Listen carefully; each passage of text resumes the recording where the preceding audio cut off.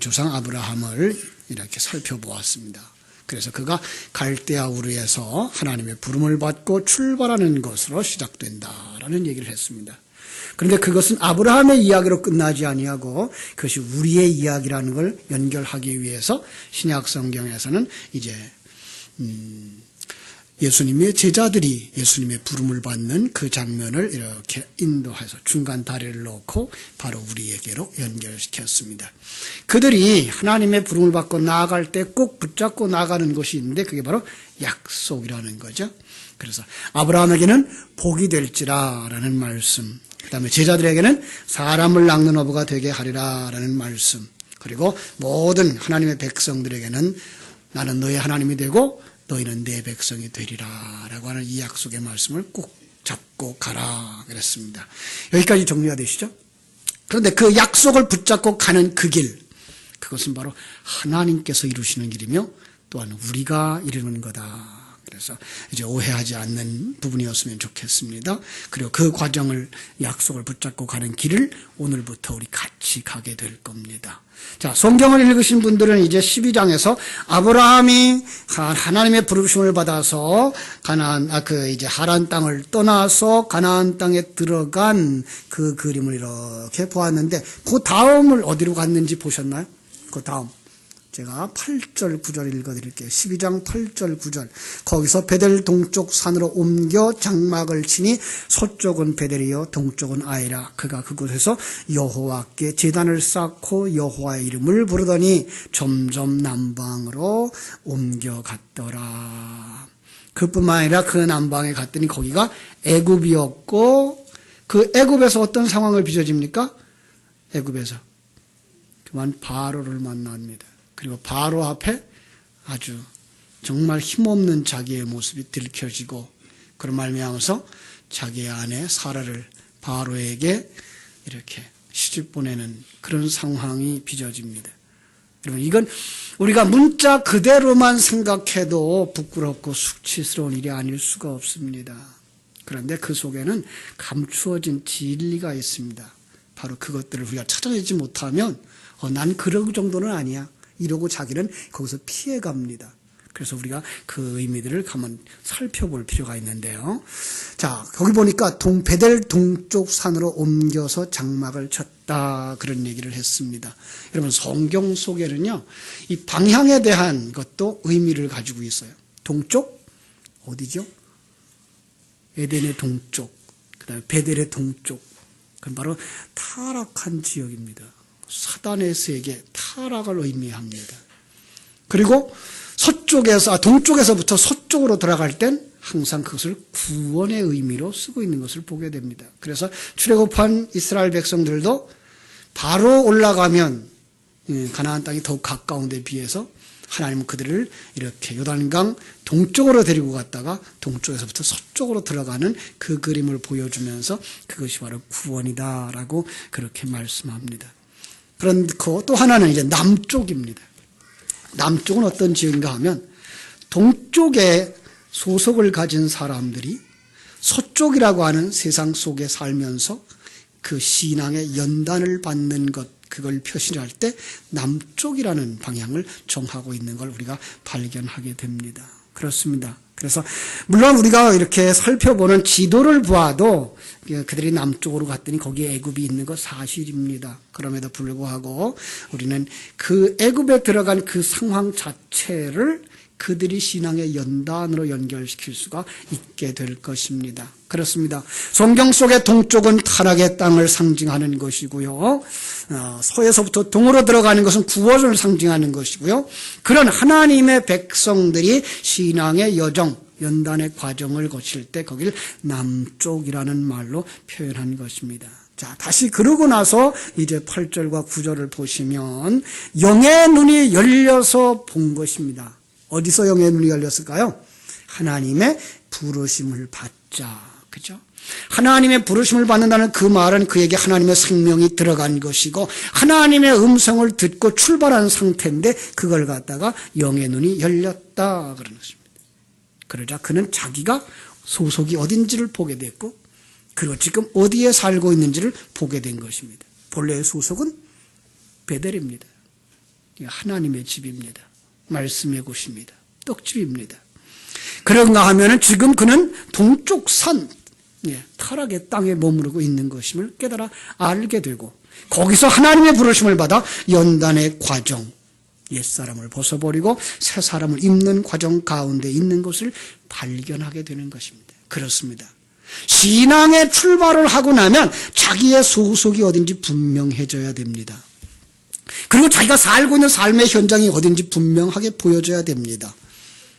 그리고 거기서 나는 누구인가를 발견해야 됩니다. 그래야만 우리는 바른 신앙생활을 할 수가 있습니다. 그는 이제 남쪽으로 점점 내려갑니다. 애굽이라는 나라가 상징하고 있는 것 무엇이라 그랬습니까? 바로 구원의 모든 과정을 연단하는 곳이라 그랬습니다. 자, 이제 아브라함의 이야기로 돌아오겠습니다. 아브라함이 점점 남쪽으로 내려가는데 그게 신앙의 과정인데, 자, 여러분과 나 역시 이 과정 속에 있는데, 그럼 그 내 모습은 지금 아브라함의 모습입니다. 그런데 아브라함이 신앙생활을 12장에서 이제 막 시작하자 곧바로 뭐가 오는가 하면 실패의 모습이 옵니다. 이게 이제 이 12장 10절부터 빚어지는 사건입니다. 하나님의 음성을 듣고 하나님의 약속을 붙잡고 출발했는데 기근이 옵니다. 자, 이 기근 역시 상징인 것이죠.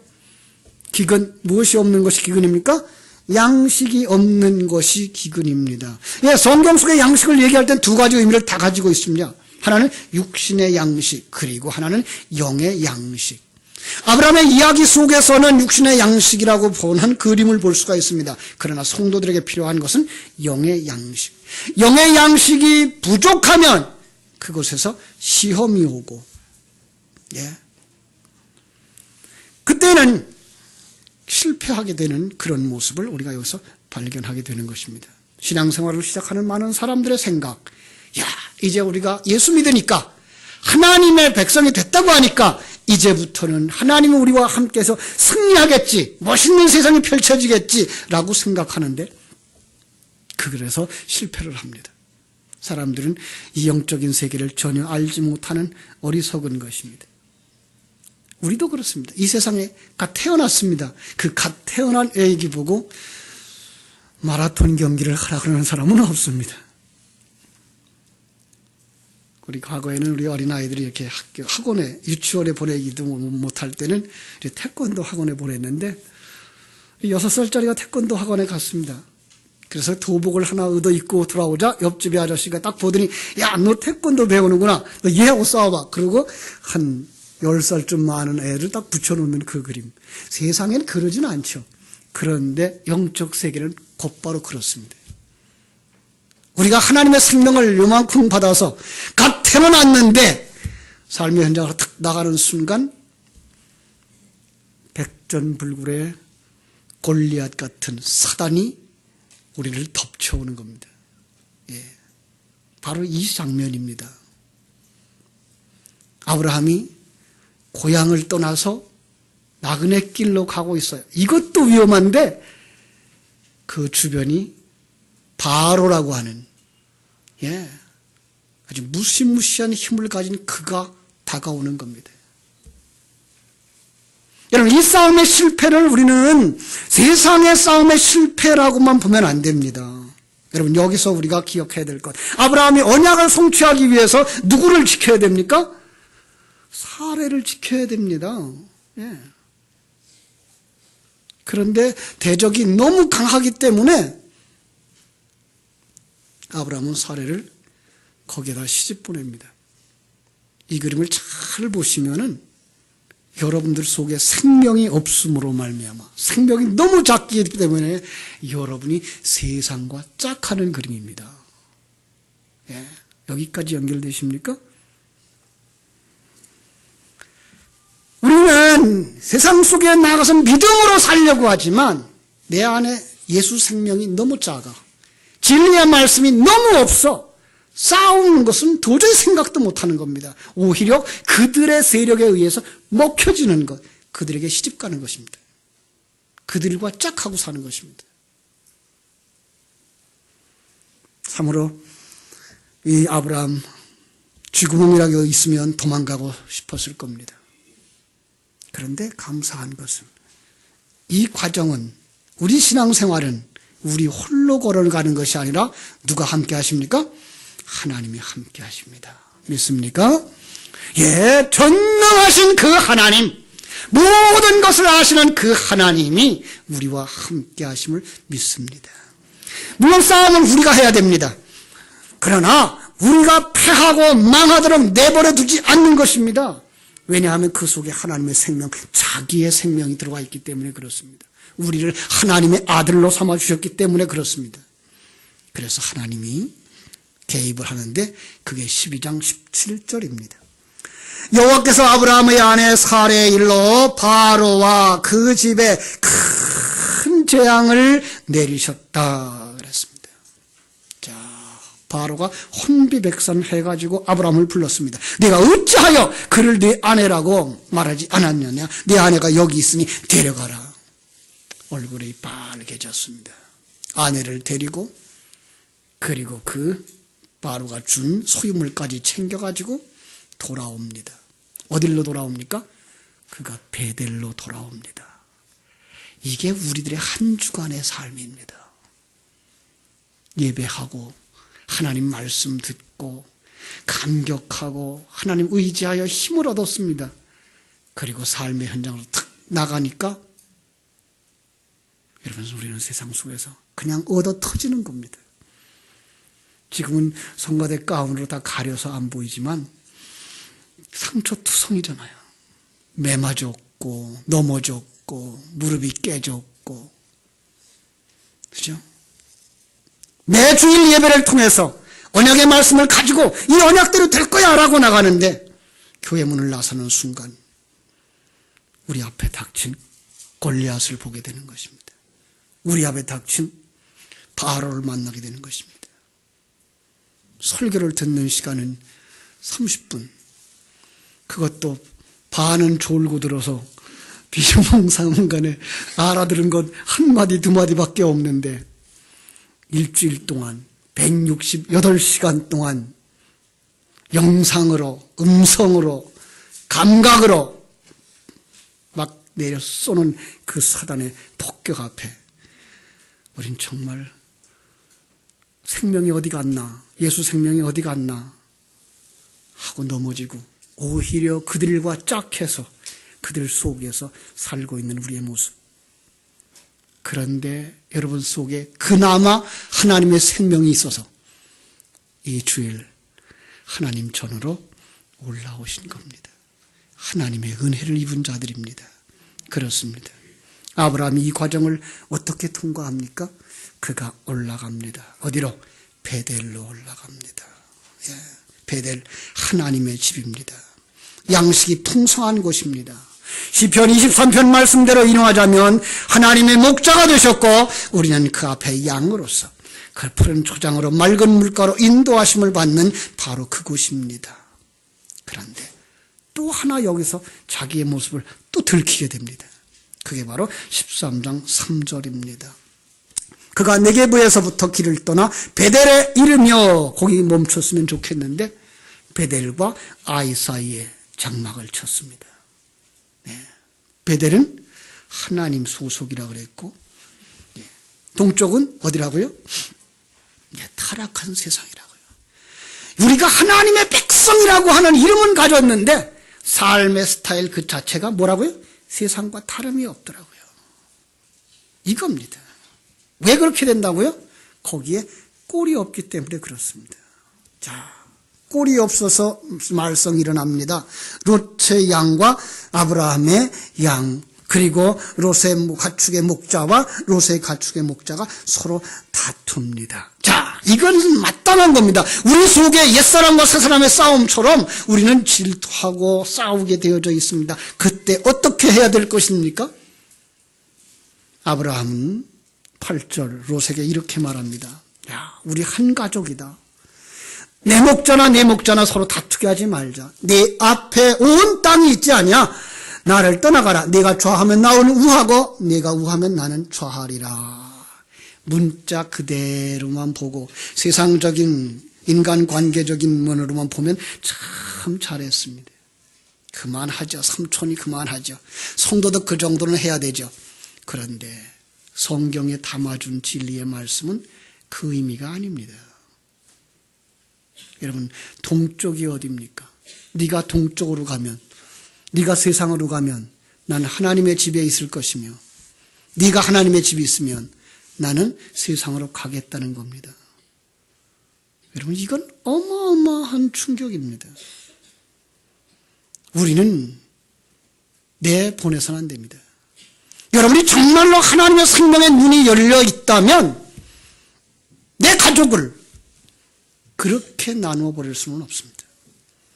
성경은 이 오른편을 마태복음 25장에서 보면 양과 염소를 구별하면서 오른편의 양을 왼편에 염소를 놓고 거기서 진리와 비진리, 천국과 지옥으로 구분하는 것을 볼 수가 있습니다. 그렇습니다. 여러분, 혹시 이런 곤고한 상황에 처해 있지는 않습니까? 그러나 그래도 그 속에서 그를 내버려서는 안 됩니다. 그건 무책임한 자기의 책임을 팽개쳐버리는 그런 어리석은 짓입니다. 거기다 롯을 보십시오. 롯은 어디로 갑니까? 롯은 11절. 요단 온 지역을 택하고 동쪽으로 옮겨갑니다. 아까 그랬습니다. 동쪽은 타락한 것이고 동쪽은 세상이고. 그런데 동쪽으로 간 롯이 어떻게 변했는지 아십니까? 동쪽의 장로가 됩니다. 동쪽의 수장이 됩니다. 자기가 왕된 자의 삶을 그대로 살아가는 모습입니다. 마지막에 어떻게 됩니까? 소돔과 고모라 멸망 때에 혼쭐이 나고 하나님이 겨우 그의 생명을 건져내기 때문에 겨우 피해 나옵니다. 그러나 그는 평생을 씻지 못할 죄를 지으면서 살아가는 그 일을 누가 했습니까? 아브라함이 했습니다. 엄청난 실패입니다. 여러분, 우리는 정말 말씀을 맡은 자라면, 가르치는 자라면, 아니 가정에서 신앙의 중심을 이루는 자라면 자기의 책임을 다 할 수 있어야 됩니다. 아픔이 있어도 고통이 있어도 함께 안고 천국길을 가야 되는 것입니다. 세상의 양을 버리는 한이 있어도 자기의 친족을 버려서는 안 되는 것입니다. 그렇게 안타까워합니다. 그 속에 하나님이 찾아오십니다. 이렇게 실패한 아브라함에게 하나님이 어떻게 했을까요? 아브라함아, 너는 너 있는 곳에서 눈을 들어 동서남북을 바라보아라. 보이는 땅을 너와 네 자손에게 주리니 영원히 이르리라. 우리의 실수를 하나님 아십니다. 우리의 연약함을 우리가 아십니다. 우리가 어린아이들을 키워보셔서 아시겠습니다마는 갓난아이 오줌똥 못 가리고 똥 싸고 오줌 쌀 때 엄마 아빠가 다 치워줍니다. 어쩌다가 나이가 먹어서 오줌똥 한 번 가렸다고 너무 좋아합니다. 그런데 오래가지 못하고 다시 또 오줌 쌀 수 있고 똥 쌀 수 있습니다. 그렇다고 그에게 회초리 드는 부모님은 없습니다. 바로 하나님이 그러하십니다. 우리를 너무나도 잘 아시는 하나님, 우리에게 적절한 연단과 적절한 시험을 가지고 와서 우리를 양육시켜 주시는 줄로 믿습니다. 아브라함에 다가오신 하나님, 이 말씀 속에도 놀라운 진리가 담겨져 있습니다. 눈을 들어 동서남북을 바라보면 어떻게 보일까요? 세상의 눈으로 바라보면 여러분 어디쯤 보이죠? 한 10리쯤 보이나요? 한 100리쯤 보이나요? 그렇지 못할 거예요. 그죠? 그거 다 줘봐야 뭐 할 것입니까? 아니요. 여러분, 여기서 하나님께서 그에게 주시고자 하는 그 의미는 출발할 때 주셨던 그 약속의 재확인입니다. 너를 축복하는 자에게 내가 복을 내리고 너를 저주하는 자에게 내가 저주하리니 땅의 모든 족속이 너로 말미암아 복을 얻을 것이니라.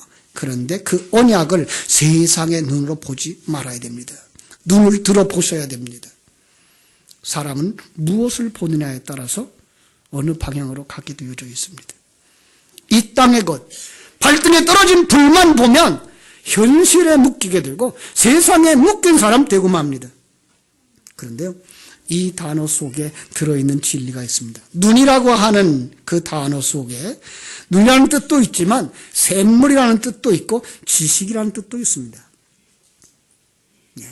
그리고 들다라고 하는 그 단어에도 받아들이다라는 뜻이 있고 담고 있다라는 뜻도 있습니다. 그래서 이렇게 말하는 것입니다. 아브라함아, 너는 너 있는 곳에서 언제죠? 지금 그 상태에서 눈을 들어, 눈, 진리의 언약을 들어 받아들여서 동서남북을 바라보아라. 이 세상을 정복하라.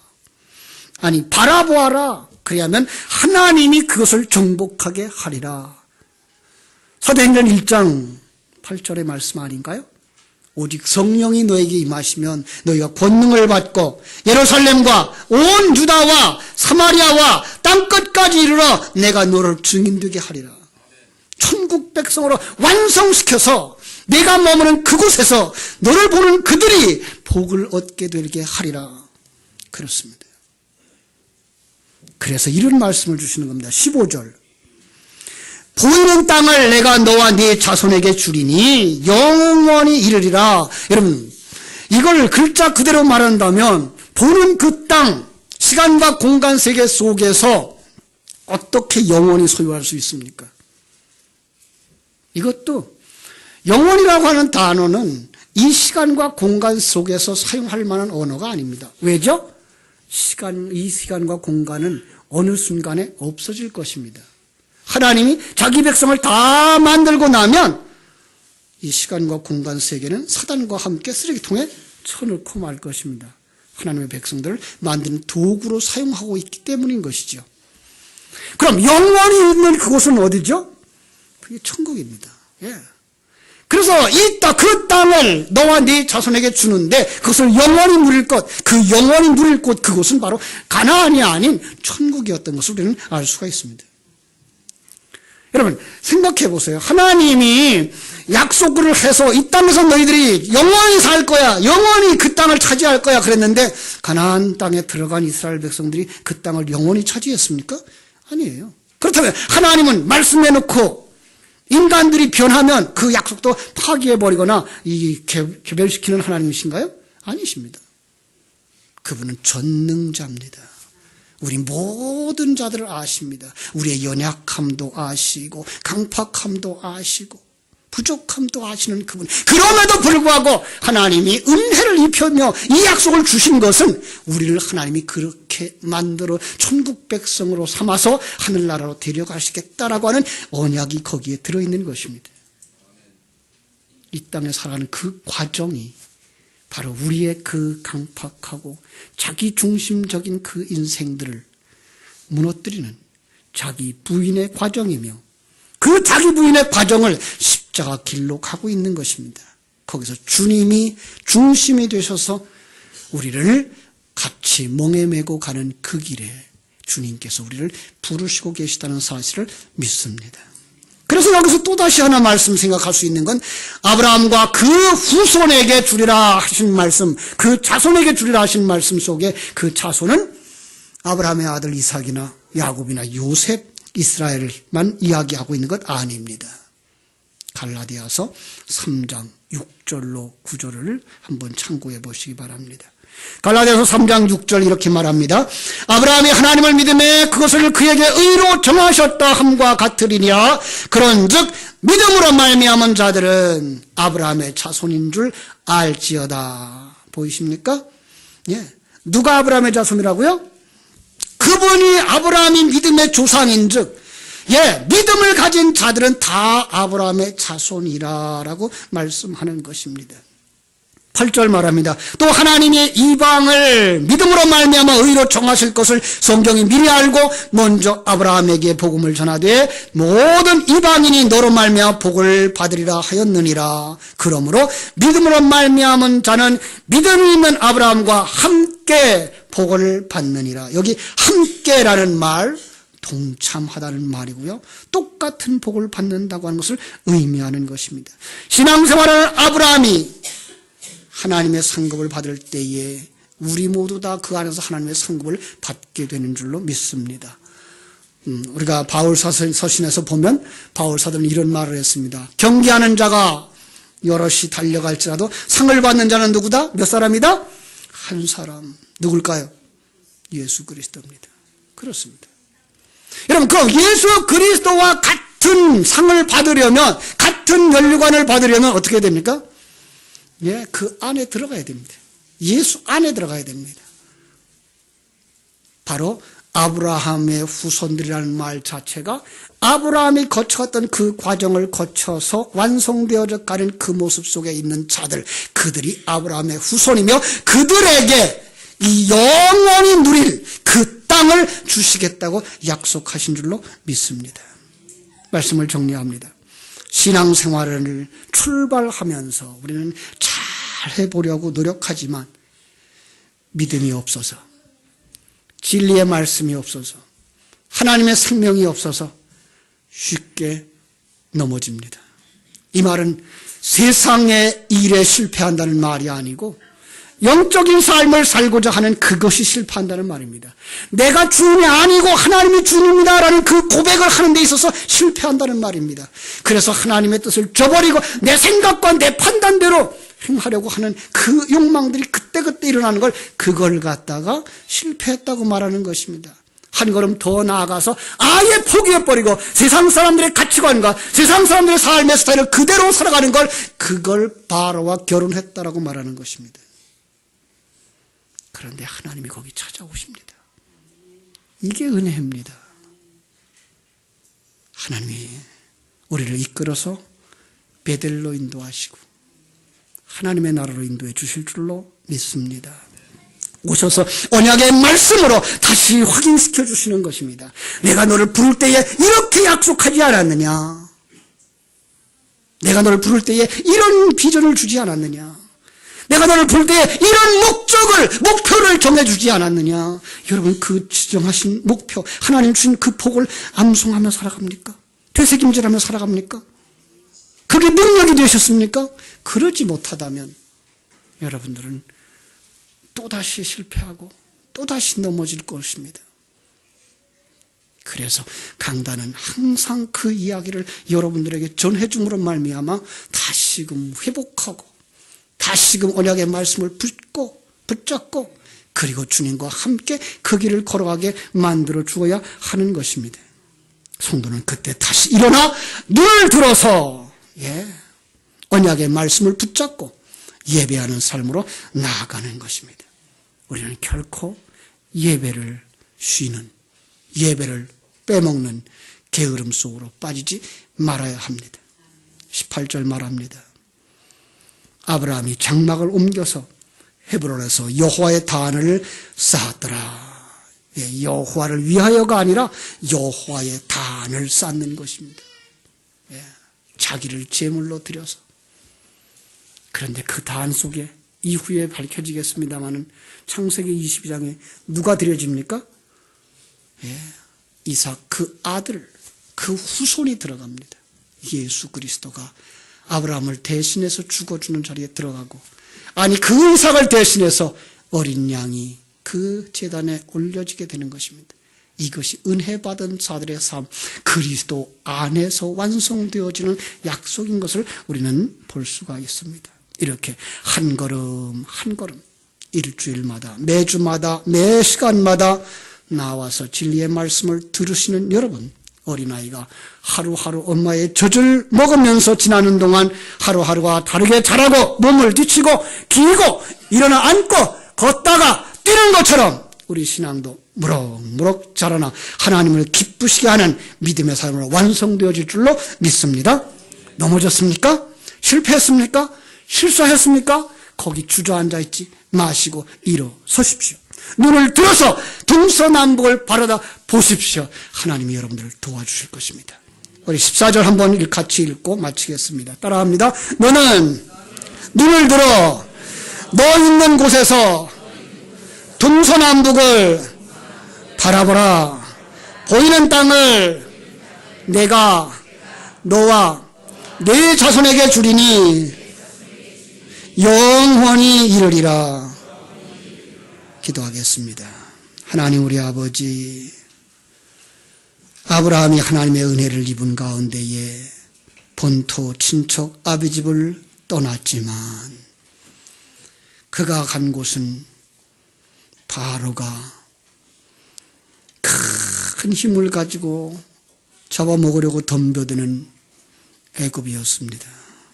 아버지 하나님, 바로 우리의 삶이 그러함을 깨달아야 합니다. 내게 주신 생명의 말씀 가지고, 내게 주신 진리의 말씀 가지고 나아가면 승리하겠지 하고 세상에 나아갔더니 세상은 큰 힘과 시간과 시청각으로 공격해 들어와서 진리와 생명의 말씀과 소망은 어느덧 사라져버리고 우리는 세상과 짝하며 살아가고 있는 꼴이 되고 말았습니다. 아버지, 그래도 하나님이 세상을 채찍질하셔서 우리를 토해냄으로 말미암아 우리가 오늘 전에 올라와 하나님의 전에 올라와 성전에 올라와 베델에 올라와 다시 하나님의 위로의 말씀을 듣습니다. 일어나라! 그리고 동서남북을 바라보라. 하나님이 도우실 거다. 그 약속의 말씀 다시 새기면서 다시 한번 이 약속의 말씀, 목표로 주신 말씀, 언약으로 주신 말씀, 진리에 담아주신 그 말씀 가슴에 깊이 새기면서 승리의 삶을 살아가도록 한 걸음 한 걸음 전진해 나가서 완성될 때까지 결코 힘을 잃지 않는 사랑하는 성도들이 다 되게 하여 주시옵소서. 예수님의 이름으로 기도하옵나이다. 아멘.